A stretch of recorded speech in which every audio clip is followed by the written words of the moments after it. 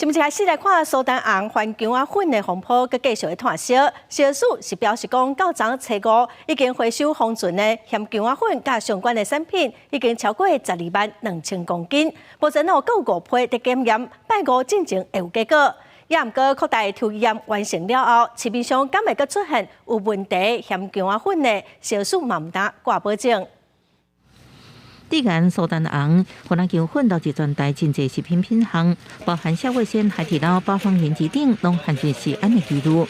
根据消署统计，甲初5总共回收甲封存河南姜粉甲产品总共12,2588.4公斤，包含保险企业、林占国际贸易、加工国际贸易，除了分别由地方卫生局裁罚以外，也拢已经移送检调。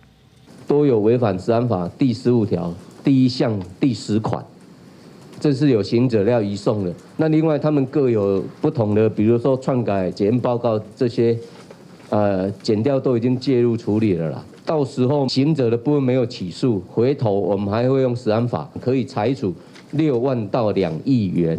消署表示，这摆地检河南姜粉总共抽检59个抽检的苏丹色素，其中43批检验结果符合规定，11批检出苏丹色素甲规定无效，5批检验当中，若佮加上原本保险公司的迄4批，总共有15批验出苏丹色素甲规定无符合。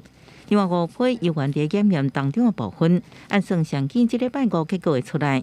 只是这摆扩大抽验完成了后，是不是代表后市场已经清查了呢？清查是不是100%后市场完全没有？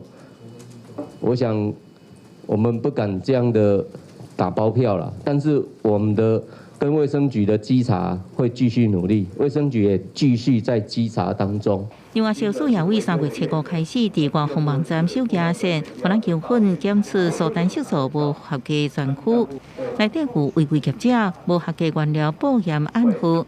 检验结果一期等等的资讯，搁伫逐工10点更新资料，互外界来参考，解决民众食安的记录。记者综合报道。